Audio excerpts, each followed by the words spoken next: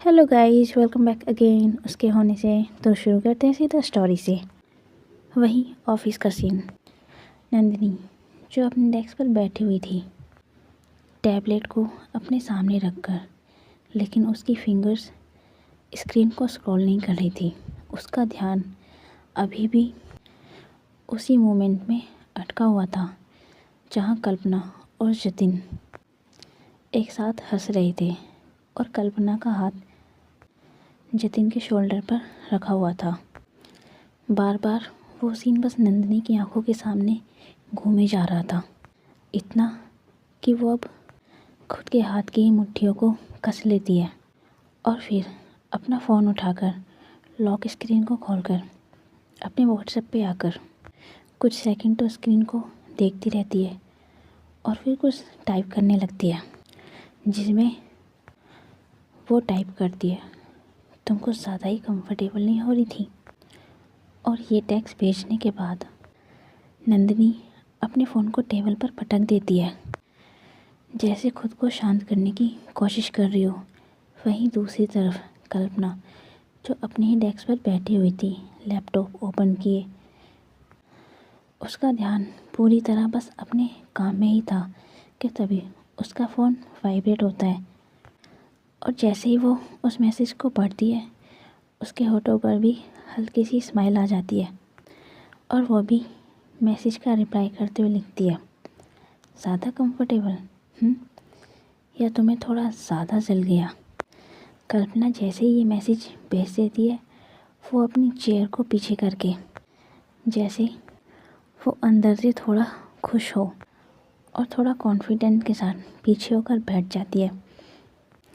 वही नंदिनी जिसका फ़ोन अब वाइब्रेट होता है और वो अपना फ़ोन उठाकर उस मैसेज को पढ़ने लगती है। उसकी आंखों में कुछ पल के लिए तो स्क्रीन पर टिकी ही रहती है कि तभी वो अपनी जॉ लाइन को थोड़ा सख्त करती है और फिर कुछ रिप्लाई करने लगती है। जलने वाली बात होती तो चुप रहती, बस बाउंड्रीज याद दिलाना ज़रूरी थी।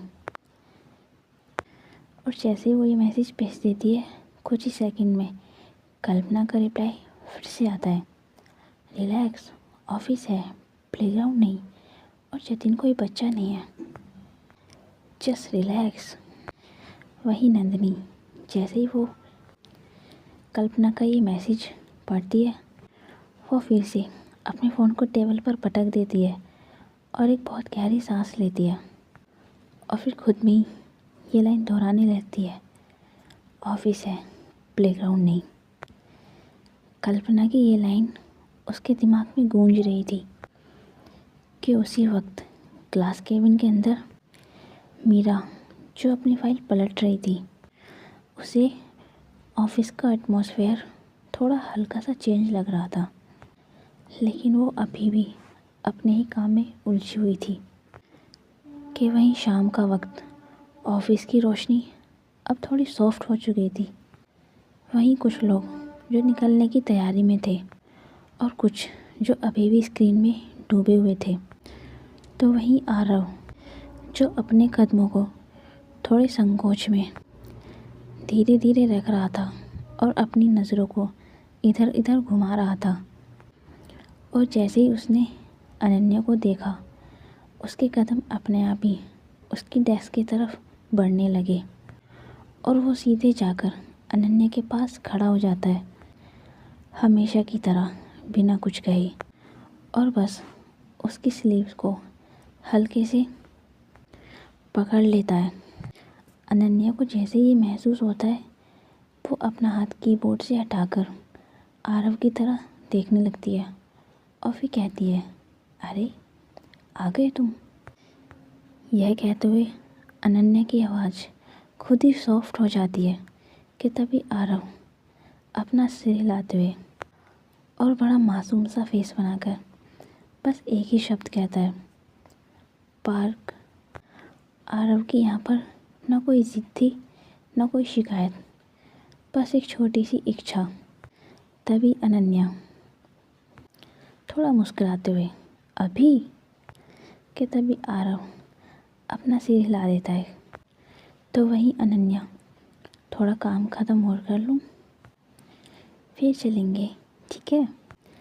आरव ये सुनकर कुछ नहीं कहता, बस वहीं खड़ा रहता है, जैसे उसने अनन्या का इंतज़ार करना भी सीख लिया हो। कि तभी उसी वक्त पीछे से कदमों की आहट सुनाई देती है। हे! अनन्या जैसे ही पलट कर देखती है, वहाँ पे जतिन, जो हाथ में फाइल लिए, एक्सप्रेशन थोड़ा रिलैक्स, और फिर उसकी नज़र सीधे आरव पे जाती है। और जैसे ही वो आरव को देखता है, वो कहता है, ओह लिटिल जैम, तुम यहाँ? वहीं आरव जैसे ही वो जतिन को सुनता है, वो तुरंत अनन्या के हाथ पर अपना हाथ धर देता है, वो भी बिल्कुल कसकर, जैसे वो अभी जतिन से बात ही नहीं करना चाहता हो। अनन्या को जैसे ही समझ आता है, वो जतिन को वहाँ से जाने के लिए इशारा कर देती है और वो भी बस वहाँ से चला जाता है। वहीं ऑफिस की हलचल अब धीरे धीरे समेटी जा रही थी। कुछ लोग बैग उठा रहे थे, तो कुछ अपना सिस्टम शट डाउन कर रहे थे। तो वहीं अनन्या आरव की तरफ अपनी नज़रें कर कर डालती है, जो अभी उसकी डेस्क के पास बैठकर कुछ ड्राइंग कर रहा था। अनन्या जैसे ही उसको देखती है, वो फिर से गहरी सांस लेती है और फिर वहाँ से खड़े होकर मीरा के कैबिन की तरफ चली जाती है और फिर ग्लास डोर पर नॉक करते हुए मीरा जैसी अनन्या को देखती है, वो कहती है, कम इन। तो वहीं अनन्या थोड़ा हिचकिचाते हुए अंदर चली जाती है। मीरा जो अपनी फाइलें समेट रही थी और बस लैपटॉप बंद करने वाली ही थी कि अनन्या थोड़ा हिचकिचाते हुए, मीरा, मुझे आरव को पार्क ले जाना है, क्या मैं उसे ले जाऊं? मीरा जैसे ही सुनती है, वो अनन्या की तरफ ऊपर देखने लगती है। एक सेकंड के लिए तो मीरा कुछ सोचने लगती है और फिर नेचुरली कहती है, हाँ वैसे भी ऑफिस बंद होने वाला है। और फिर कुछ सोचते हुए, हम भी चलेंगे तुम्हारे साथ। अनन्या को ये सुनकर थोड़ा झटका तो लगता है और फिर कहती है, आप भी? तभी मीरा अपना बैग उठाते हुए, हाँ काफ़ी दिन हो गए, थोड़ा वॉक भी हो जाएगा। अनन्या ये सुनकर बस अपना सिर हिला देती है और कहती है, ओके। और वो ये कहते हुए वहाँ से बाहर निकल जाती है और सीधा आरव के पास आकर, आरव चलें, पार्क चलना है। आरव जैसे ही सुनता है, वो तुरंत अपनी ड्राइंग को बंद करने लगता है और जल्दी से अपना सारा सामान बैग में रखकर अनन्या के साथ चलने को तैयार हो जाता है कि उसी वक्त पीछे से आवाज़ आती है, पार्क। अनन्या जैसे ही पलट के देती है, जतिन जो वहीं पे खड़ा हुआ था और उसी के बगल में कल्पना भी वहीं आकर रुक जाती है और फिर थोड़ा हंसते हुए, तुम लोग जा रहे हो तो मैं भी चल लेती हूँ, थोड़ा फ्रेश भी हो जाऊँगी। तभी जतिन थोड़ा कैजुअली, हाँ काम के बाद थोड़ा वॉक अच्छा रहता है। कि तभी अनन्या कुछ कहे उससे पहले ही नंदिनी जो ये सब सुन लेती है और वो इनके पास आकर पहले तो अपनी सीधी नज़रों से कल्पना को देखती है, फिर जतिन को और फिर अनन्या को, और फिर बिल्कुल स्ट्रेट कहती है, ठीक है तो मैं भी चलती हूँ। तभी कल्पना थोड़ा एक्साइटेड होते हुए, ओह ग्रुप वॉक, ये तो अच्छा है। तो वही नंदिनी बिना किसी एक्सप्रेशन के, हाँ सिक्योरिटी और कंपनी दोनों का ध्यान रखना पड़ता है। नंदिनी की बात सुनकर सब एक साथ हंसने लगते हैं, जो बिना किसी एक्सप्रेशन के बिल्कुल स्ट्रेट खड़ी थी। तो वहीं जतिन एक बार सबको देखते हुए और फिर अपनी नज़रें आरव पर डालते हुए कहता है, वैसे आरव एक ही है ना, क्योंकि एक बच्चे को घुमाने के लिए इतने सारे लोग। तो वही नंदिनी थोड़ा रूडली, हाँ, क्योंकि इम्पोर्टेंस मैटर करती है। और वो ये कहते हुए बस कल्पना को देखने लगती है। तो वही मीरा जो ये सारा सीन देख रही थी, वो खुद से एक शब्द भी नहीं कहती, बस आरव को देखती रहती है। तो वही आरव जो किसी की तरफ नहीं देखता, बस अनन्या का दुपट्टा अपने छोटे से हाथों से हल्के से पकड़े रहता है। अनन्या जो आरव की तरफ देखती है, वो समझ चुकी थी उसे गेस्चर से कि भीड़ कितनी भी हो, उसके लिए दुनिया अभी उतनी छोटी ही है। तभी मीरा चले और कुछ ही देर में ये सभी पार्किंग की तरफ चले जाते हैं। वहीं अनन्या, आरव, मीरा, जतिन, कल्पना, नंदिनी ये सब जा ही रहे थे कि तभी मीरा के दिमाग में एक बात आती है कि एक बच्चा, पर शायद उसकी ज़िंदगी का ये पहला ऐसा वॉक है जिसमें वो अकेला नहीं है, और ये सिर्फ अनन्या की वजह से। वहीं कार्स एक एक करके लाइन में लगी हुई थी। सब लोग अपनी अपनी गाड़ी की तरफ बढ़ रहे थे। मीरा आगे वाली सीट पर, तो नंदिनी ऑटोमेटिकली ड्राइवर वाली सीट की तरफ बैठ गई। अनन्या और आरव जो कार में पीछे जाके बैठ जाते हैं। और उसी बीच जतिन अपने फ़ोन को कान पे लगाकर किसी से बात कर रहा था, बिल्कुल नॉर्मल। और फिर वो कहता है, ठीक है, आज पार्क में ही मिलेंगे। तो वहीं अनन्या का हाथ आरव के शोल्डर पर चला जाता है और जाने ही अनजाने में उसका ध्यान जतिन की तरफ चला जाता है। जतिन जो अपने फ़ोन पर आगे कहता है, हाँ भाभी, आप फ्रेश हो जाइएगा, और हाँ, श्रुति को भी साथ लेके आना। जतिन ये बात थोड़ा हंसते हुए कहता है, और जैसे वो पीछे मुड़ता है, उसकी नज़रें सीधा मीरा से जाकर मिल जाती हैं। वही मीरा, वो कुछ नहीं कहती, वो बस एक पल के लिए जतिन की तरफ देखती है, लेकिन उसकी आंखों में कोई सवाल नहीं था, बस हल्की सी एक अवेयरनेस ज़रूर थी। तो वहीं अनन्या जो आरव की सीट बेल्ट लगाते हुए पूछती है, कंफर्टेबल? आरव भी बस अपना हाँ में सिर हिला देता है। तभी कल्पना पीछे से हंसते हुए, लगता है पार्क आज काफ़ी क्राउडेड होने वाला है।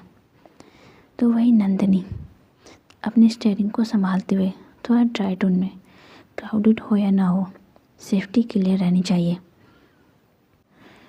तो वही मीरा जो अभी भी चुप थी, उसका ध्यान सड़क से ज़्यादा जतिन की उस बात पर था, आज भाभी पार्क में मिलेंगे, श्रुति को भी लेके आना। और कुछ ही देर में कार पार्क के गेट के सामने आकर रुक जाती है। अभी गाड़ी पूरी तरह से बंद भी नहीं हुई थी कि बाहर से बच्चों के हंसी की आवाज़ें, थोड़ी तेज़ और थोड़ी शरारती बच्चे जो इधर उधर भाग रहे थे। तभी जतिन शीशे से बाहर देखते हुए थोड़ा हंसने लगता है और फिर कहता है, लगता है आ गए। वहीं दूसरी साइड से पार्क के गेट की तरफ से एक लेडी जो आते हुए दिख रही थी, उसने सिंपल सा सूट पहना हुआ था, और वो कोई और नहीं जतिन की भाभी थी, जिनका नाम नेहा था। और उनके हाथ में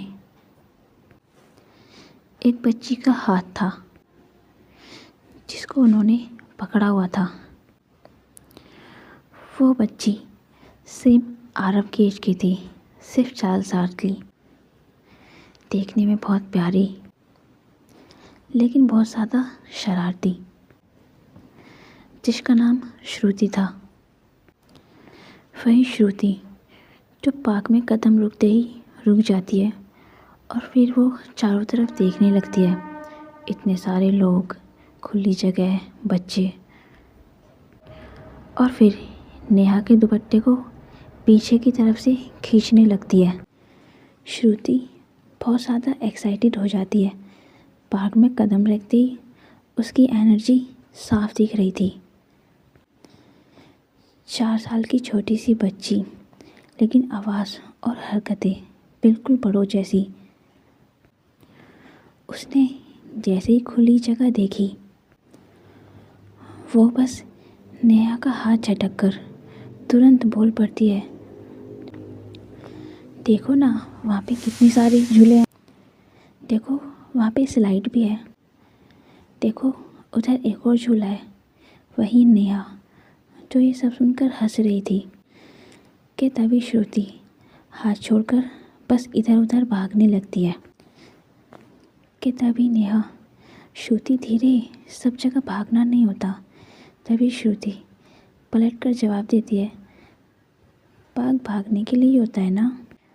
और यह कहते हुए उसकी नज़र सीधे आरव पर जाकर पड़ती है। वही आरव जो अनन्या के पास ही खड़ा हुआ था, बिल्कुल शांत, जो अनन्या से थोड़ा ढका हुआ था लेकिन सबको देख रहा था। कि तभी श्रुति भागते हुए उसके पास आती है और फिर भी बिना झिझक के उससे पूछती है, तुम्हारा नाम क्या है? आरव ये सुनकर पहले तो उसको देखता है लेकिन फिर कुछ नहीं कहता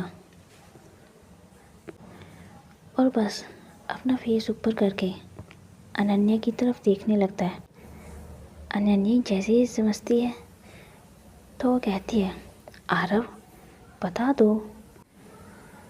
तभी आरव, मेरा नाम आरव है। श्रुति जैसे ही सुनती है वो तुरंत ताली बजाने लगती है और उछलने लगती है और कहती है, अच्छा नाम है तुम्हारा। और फिर बिना रुके कहती है, तुम चुप रहते हो क्या?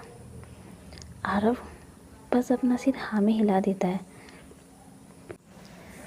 श्रुति को आरव का ये बिहेवियर बिल्कुल भी अजीब नहीं लगता और वो फिर उससे कहती है, तुम्हें पता है कभी कभी मैं भी चुप हो जाती हूँ जब मम्मा मुझे डांटती हैं, लेकिन मैं ज़्यादा देर नहीं रह पाती। आरव ये सुनकर थोड़ा मुस्कुराने लगता है। श्रुति जैसे ही आरव की स्माइल नोट करती है वो कहती है, तुम हंसे अभी। और वो थोड़ा और खुश होते हुए कहती है, मतलब तुम मुझे पसंद करते हो?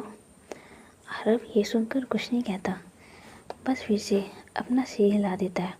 तभी श्रुति अपना हाथ आगे बढ़ाकर, चलो रेस लगाते हैं। और फिर खुद से ही कहती है, पर मैं जीतूंगी और मैं तुम्हें पक्का हरा दूंगी। वहीं आरव जो पहले तो श्रुति की तरफ देखता रहता है और फिर अनन्या की तरफ। तभी अनन्या, जाओ आरव। और वहीं श्रुति जो अब दौड़ने लगती है और फिर चिल्लाते हुए कहती है, आरव आ जाओ जल्दी। वहीं आरव जो पहले तो भागता नहीं है लेकिन फिर अपने छोटे छोटे कदम आगे बढ़ाने लगता है। तो वहीं मीरा जो दूर खड़ी ये सब देख रही थी और फिर वो नंदिनी से कहती है, ये लड़की तो बिल्कुल अलग है। नंदिनी जैसे ही ये सुनती है वो हल्की सी स्माइल के साथ जवाब देते हुए कहती है, एक्सट्रोवर्ट है, ऐसे बच्चे इंट्रोवर्ट बच्चों को खुद ब खुद खींच लेते हैं। वहीं मीरा जो अब आरव को देख रही थी। आरव दौड़ नहीं रहा था, लेकिन मीरा के पीछे पीछे बस चल रहा था। आरव के लिए ये भी बहुत था। तो वहीं श्रुति जो अब स्लाइड के ऊपर चढ़ चुकी थी और वो वहाँ से चिल्लाकर कहती है, आरव मैं वेट कर रही हूँ, जल्दी जल्दी करो तुम। वहीं आरव जो श्रुति की तरफ देख रहा था और फिर धीरे से कहता है, आ रहा हूँ। और वो बस स्लाइड पर चढ़ने की कोशिश करने लगता है। मीरा जैसे ये सीन देखती है, वो भी जाने अनजाने में बस मुस्कुराने लगती है। पार्क की ये शाम अब सिर्फ एक वॉक नहीं रही, ये आरव के लिए एक नया एक्सपीरियंस बनती जा रही थी। वहीं श्रुति जो स्लाइड के ऊपर खड़े होकर नीचे जाग रही थी कि तभी जतिन आगे बढ़कर क्लैप करते हुए कहता है, ओके ओके, पहले प्रॉपर इंट्रोडक्शन हो जाए। श्रुति जैसे ही जतिन की आवाज़ सुनती है, वो तुरंत नीचे देखने लगती है और फिर कहती है, ये इंट्रोडक्शन क्या होता है? ये उसने बहुत ही क्यूरियोसिटी के साथ पूछा। तभी जतिन हंसने लगता है और फिर कहता है, मतलब श्रुति, यहाँ पर कौन क्या है? मैं कौन हूँ, तुम कौन हो, आरव कौन है? और वो ये कहते हुए सबसे पहले मीरा की तरफ इशारा करता है। तभी जतिन, श्रुति ये मीरा है, आरव की मम्मा। सबको अभी यही लगता था कि आरव मीरा का बेटा है। किसी को अभी तक ये नहीं पता था कि एक्चुअल में आरव मीरा का क्या लगता है। वहीं श्रुति जो मीरा को पहले ऊपर से नीचे की तरफ देखती है और फिर बिल्कुल इनोसेंट क्यूरियोसिटी के साथ कहती है, आप भी स्ट्रिक्ट हो मेरी मम्मा की तरह?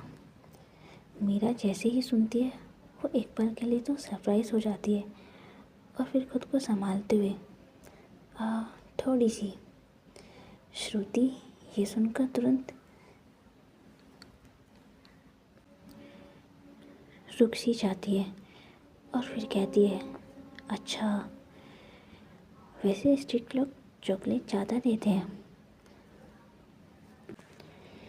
वहीं अनन्या के कानों में जैसे श्रुति की आवाज़ पहुँचती है, वो अपनी हंसी दबाने लगती है।